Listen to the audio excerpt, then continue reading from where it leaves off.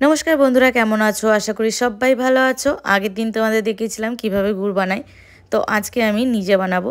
আর এই যে রস জাল দিয়ে এরকম হয়েছে, আর গুড়টা পুরো হয়ে গেছিলো, নামিয়ে নিয়ে এইবার হবে ঘষার পালা।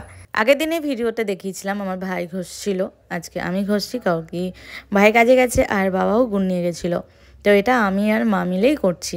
তো ভাবলাম অনেক দিন পরে, অনেক দিন বলতে অনেক বছর পরে গুড় বানাচ্ছি, ভাবলাম শেয়ার করি তোমাদের সাথে, এর জন্য ভিডিওটা বানানো।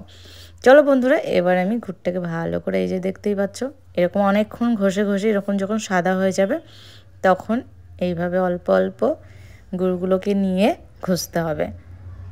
চলো সঙ্গে থাকো, ফুল ভিডিওটা স্কিপ না করে দেখো, আর কেমন লাগলো অবশ্যই জানিও।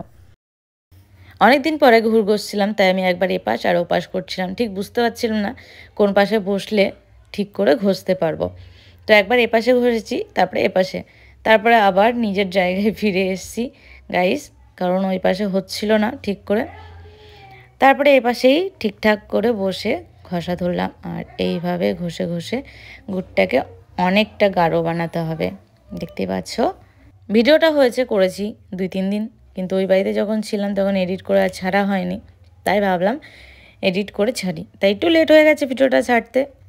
আর তোমরা বলো কে কে গুড় বানাতে পারো, বিশেষ করে মেয়েরা। জানি যাদের বাড়ি যেটা হয় তারা সেটা শিখে রাখলে অবশ্যই পারে, সেটা হোক 1 বছর 2 বছর বা 10 বছর পরেই করুক না কেন, ঠিকই মনে থাকে। তো আমার একটু প্রথমে অসুবিধা হচ্ছিল, তারপরে ঠিক হয়ে গেছিলো, কারণ এটা আমি ছোটোবেলার থেকে দেখে আসছি না, তাই গুড় বানানোটা আমার শেখা আছে। তাই তোমাদের সামনে একটু শেয়ার করতে পারলাম যে আমিও গুড় বানাতে পারি।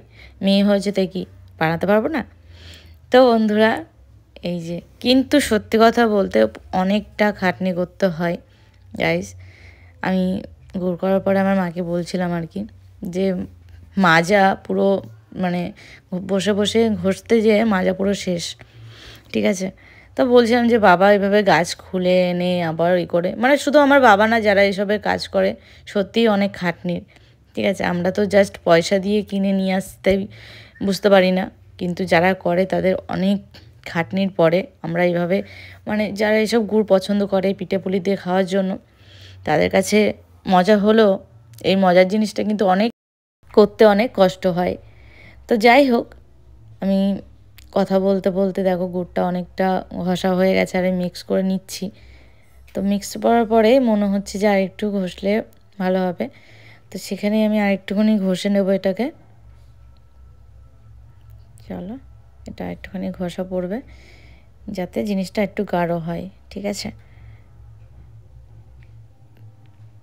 তো এটা ঘষার পরে আমি এই যে ভালো করে বসে বসে হচ্ছিল না, এটা বুঝতেই পারছো অনেক দিন পরে করছি, উঠেই এটাকে ভালো করে মিক্স করে নিচ্ছি, কারণ মিক্স না হলে পরে গুড়টা কিন্তু ভালো হবে না, ঠিক আছে।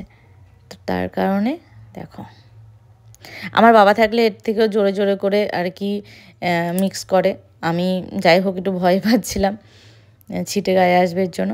আর এই যে বালতি নিয়ে চলে এসছে, এবার ঢালা হবে এই বালতির মধ্যে, ঠিক আছে। আর এই যে দেখছো এটা কিন্তু চুন, ঠিক আছে, কালারের জন্য, যে লাল কালারটা হয় তার জন্য। তো আর এই যে ধরে বালতির মধ্যে ঢেলে দিলাম, তো অল্প অল্প করে 2টো বালতিতে ঢালছি, ঠিক আছে। তারপর ঢালার পরে এই যে ভালো করে আবার একটুখানি মিক্স করে নিলাম, করে এইবার হবে গর্তের মধ্যে ঢালা, এই যে দেখছো। তো পুরো কাজটা আমি আর মা মিলে করেছি, ঠিক আছে, কারণ বাবা এসেছিলো না, বাবা যখন আমরা গুড় তোলা হচ্ছিল তারপরে এসেছিলো।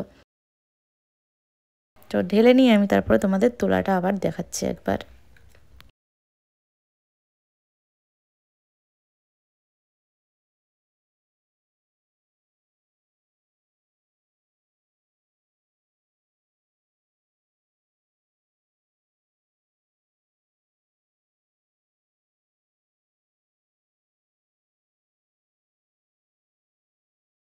তো 2টো বালতিরই গুড় ঢালা হয়ে গেছে, আর এই যে ডিজাইন দেখছো, ডিজাইনটা লাস্টে গুড় দিয়ে দিয়ে এভাবে ডিজাইন করা হয়।